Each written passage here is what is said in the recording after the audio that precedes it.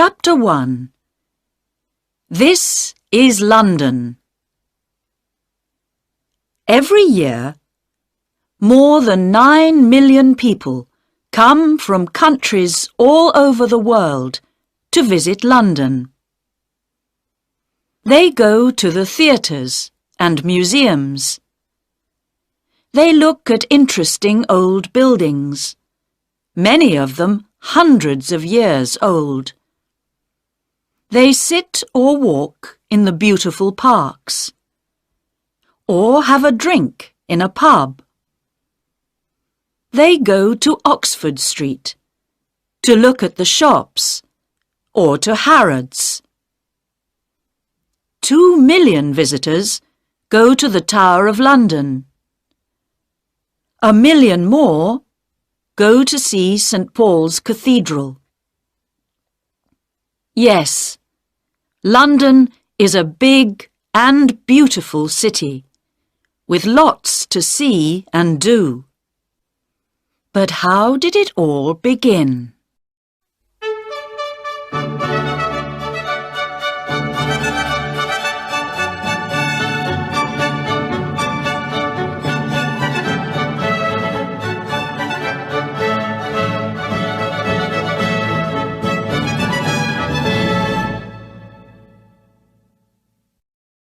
Chapter 2.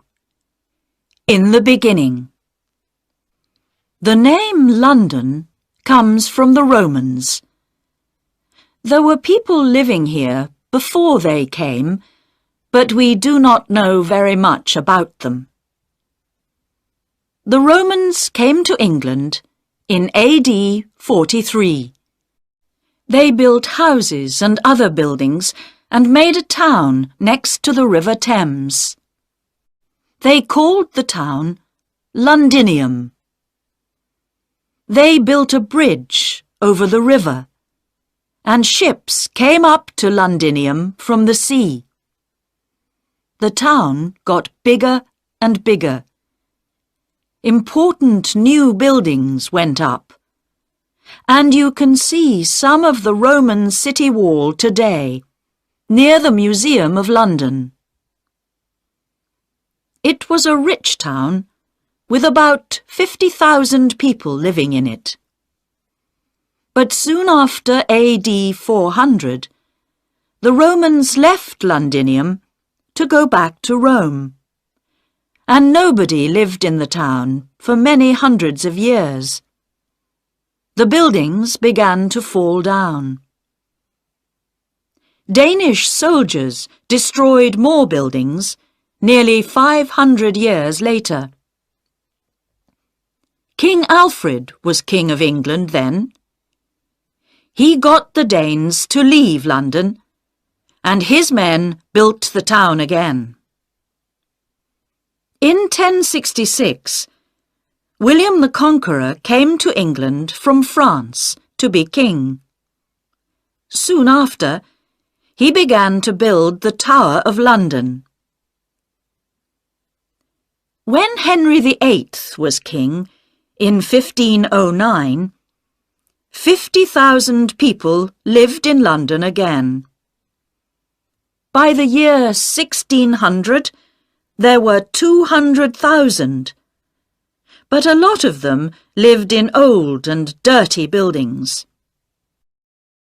In 1665, 100,000 people died from an illness called the plague. This was called the Year of the Great Plague.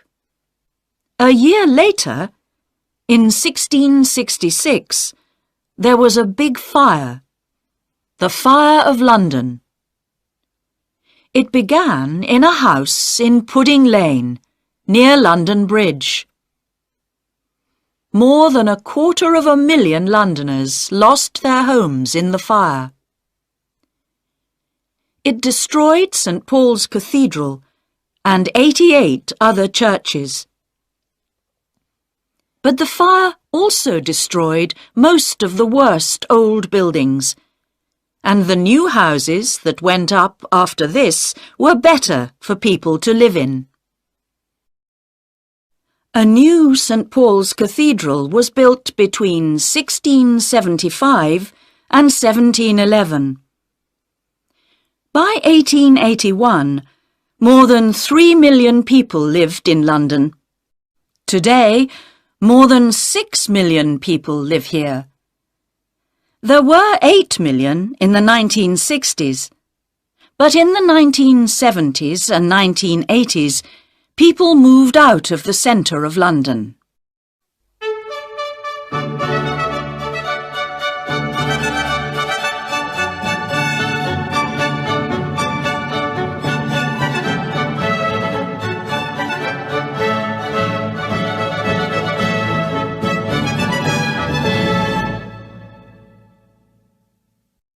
Chapter 3.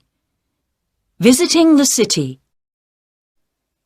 A quick and easy way to get to different places in the city is to use an underground train. The trains run all day and most of the night. Buy your ticket before you get on the train. It's better not to make your journey between 8 o'clock and 10 o'clock in the morning, or 4 o'clock and 6 o'clock in the evening. These are called the rush hours. Thousands of people are going to work or coming home again then, and it is difficult to move or to find a place to sit on the train. You can see much more of London from one of its famous red buses. Some special visitors' buses take you to many of the interesting places in the city on one journey. It takes about 1.5 hours, but you can break your journey and get off and on again at the different places you want to visit. London taxis are called black cabs.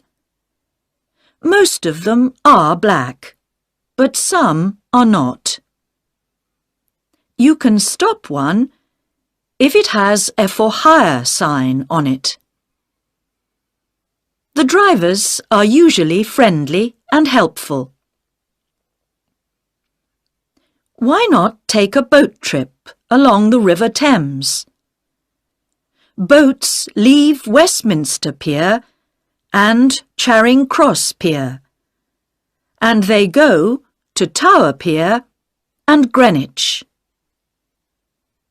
Between April and October, you can take a longer boat trip to Hampton Court, about 4 hours. A beautiful palace in a big park.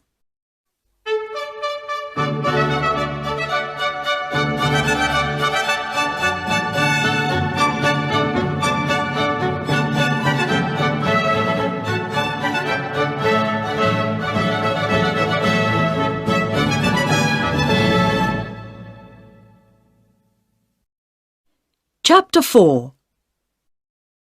Some places to go. The Queen has her London home at Buckingham Palace. It is at the end of the Mall, a long road that begins at Trafalgar Square.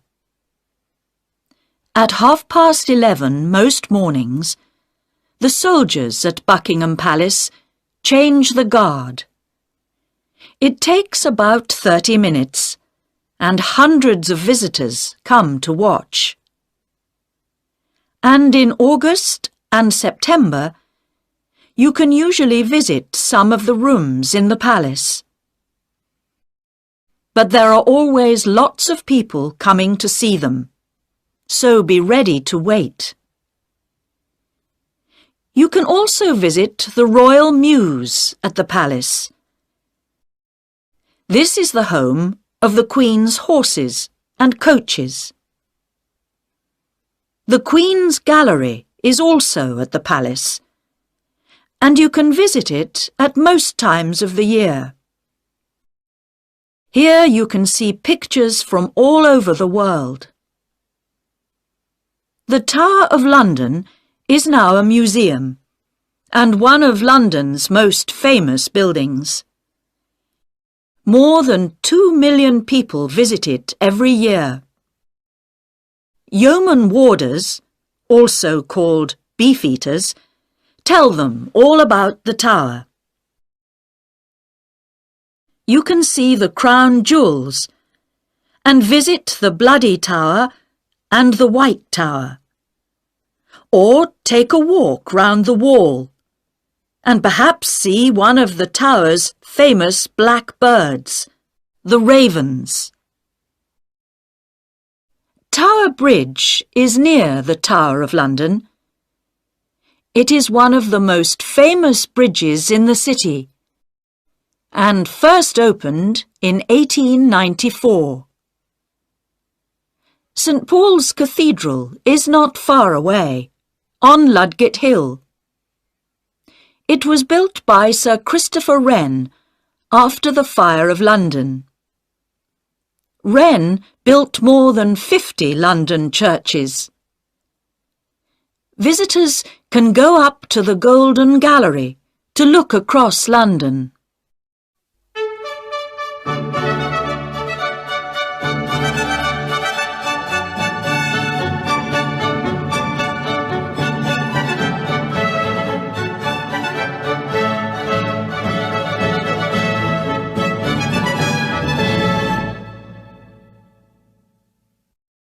Chapter 5. Westminster. Westminster Abbey is more than 900 years old and is a very famous London church. After William the Conqueror, every king and queen of England was crowned king or queen here. The Houses of Parliament are near Westminster Abbey. This is the home of the British government. The clock high up on the building is called Big Ben. The Prime Minister, the head of the British government, lives at 10 Downing Street.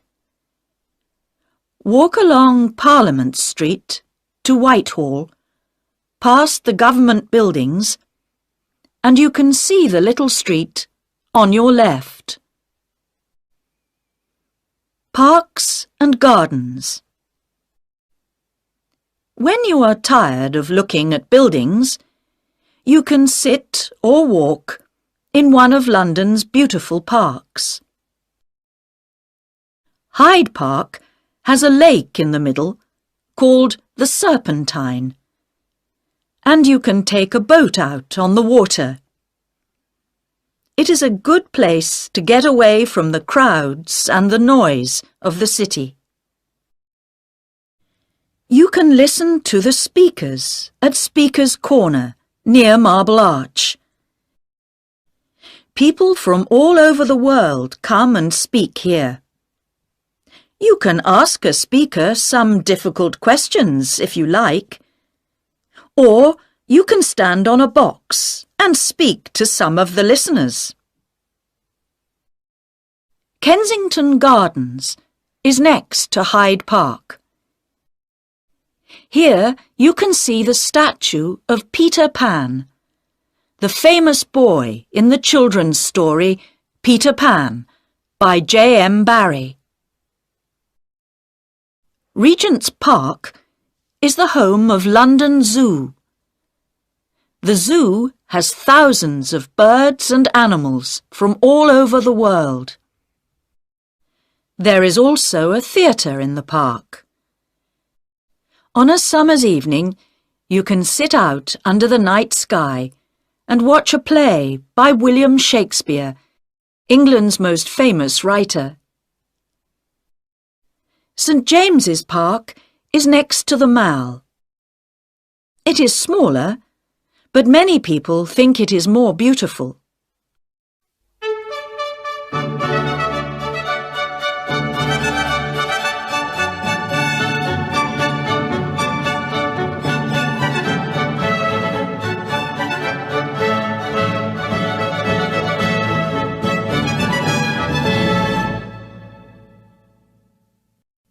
Chapter 6. Shops and Eating. The most famous shop in London, some people say the most famous in the world, is Harrods in Knightsbridge. It opened in 1849. Oxford Street has many big shops: Selfridges, Marks and Spencer, John Lewis, Debenhams. There are always lots of people looking at the shops here, but at Christmas, thousands more people come to see the wonderful Christmas lights and to buy things for their friends and family for Christmas. Charing Cross is famous for its bookshops. There are lots of them, and they sell old and new books. One of the oldest and most famous is Foyle's. It has thousands of books, but it can sometimes be very difficult to find the book you want. Covent Garden was once a big food market, but now it has lots of small shops and cafes, and there are street performers to watch. There are two very famous markets in London. Petticoat Lane Market, open on Sundays, is in Middlesex Street and is a good place to buy cheap clothes and things for the home. At the market in Portobello Road, open on Saturdays, you can buy old clocks, old chairs and tables, and hundreds of other things. You can find food from nearly every country in the world in London.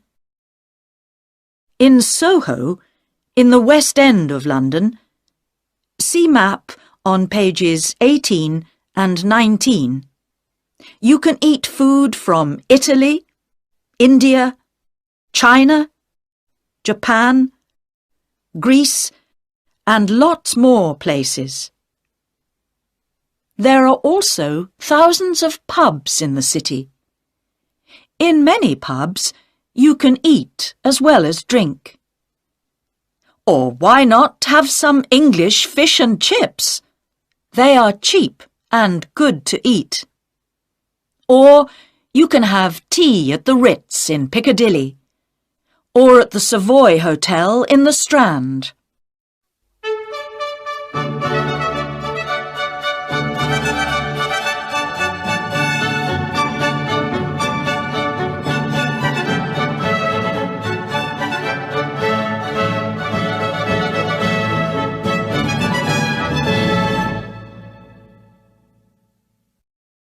Chapter 7.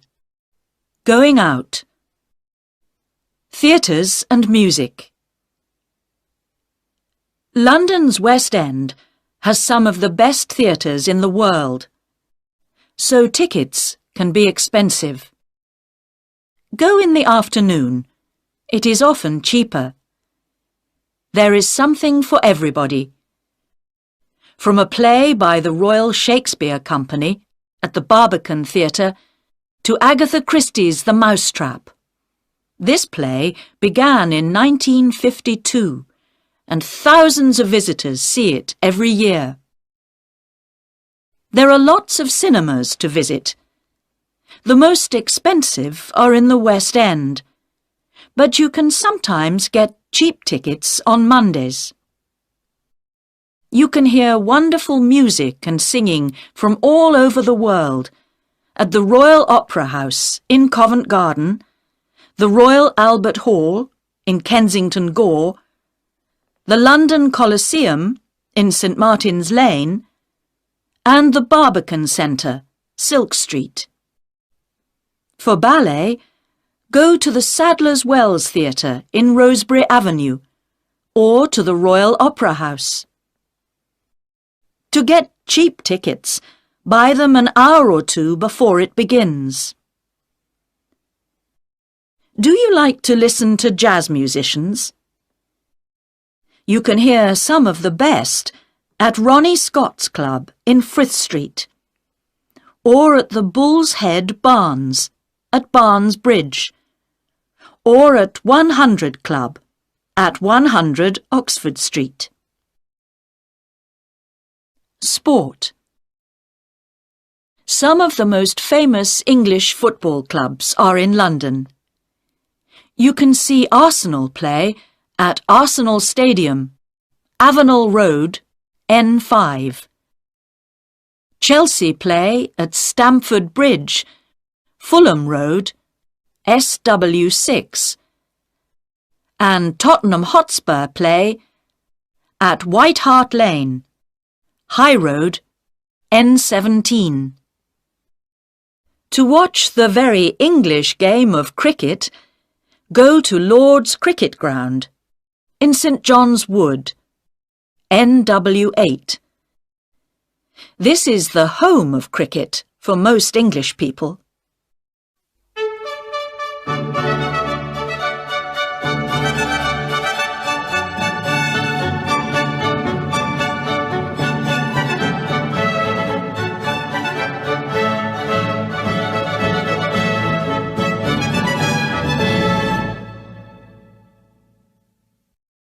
Chapter 8. Museums and Galleries. The British Museum in Great Russell Street is the biggest museum in Britain. Tickets are free. The Museum of London at 150 London Wall is one of the most interesting museums in the city. It tells the story of London and its people. One more museum that tells a story is the Museum of the Moving Image, MoMI, on the South Bank, under Waterloo Bridge. This tells the story of cinema and television, and there are many things for visitors to see and do. You can act with actors on a film set, or you can read the news on TV. 4 million people visit the National Gallery in Trafalgar Square every year. They come to look at more than 2,000 pictures. Tickets are free. At the National Portrait Gallery in St Martin's Place, you can see pictures of famous people. Tickets are free here too. The London Dungeon in Tooley Street is a museum of horror. 500,000 people visit it every year, but they don't always stay to see it all. Madame Tussauds in Marylebone Road is famous for its people made from wax. You can see famous people from the past and famous people of today. Abraham Lincoln, Mahatma Gandhi, Nelson Mandela, Pavarotti, Marilyn Monroe, Charlie Chaplin, Sylvester Stallone.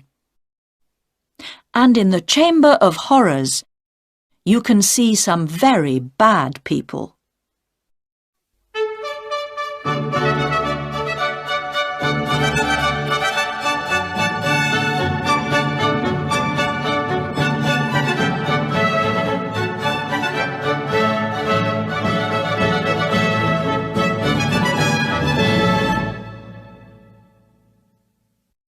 Chapter 9. Places and Parades. The City. Londoners often talk about the city. They are talking about the oldest part of London, the home of the Bank of England, and many other big offices. About 5,000 people live in the city, and at weekends it feels empty. But between Monday and Friday, nearly 500,000 people come here to work in the banks and offices. Look for the city men with their dark suits and umbrellas. St. Paul's Cathedral is in the middle of the city, and the Bank of England has an interesting museum that you can visit. Also in the city is a very tall building, 60.6 metres high, called the Monument. Christopher Wren built this too, and it stands on the place where the Fire of London began in 1666. Some interesting and exciting days. Every year, on a Saturday morning in June, Foot Guards and Horse Guards have a parade for the Queen. This is called Trooping the Colour. The colour is the flag that the soldiers carry.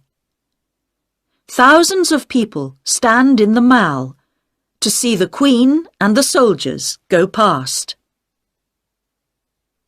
The exciting Notting Hill Carnival is on the last Sunday and Monday in August. There are 2 wonderful parades to watch, one on Sunday and one on Monday.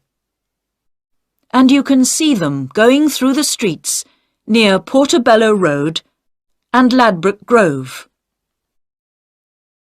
On the second Saturday in November, Londoners can see their new Lord Mayor in the Lord Mayor's Show, a parade from Mansion House, the Lord Mayor's home, to the Strand.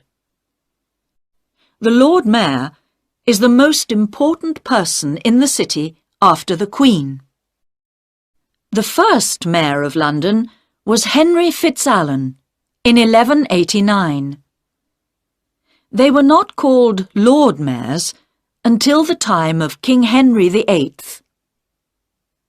Big red buses, London policemen, Buckingham Palace, Speaker's Corner, Big Ben, Notting Hill Carnival. These are some of the things you can find in London. But there are many, many more. Come and see.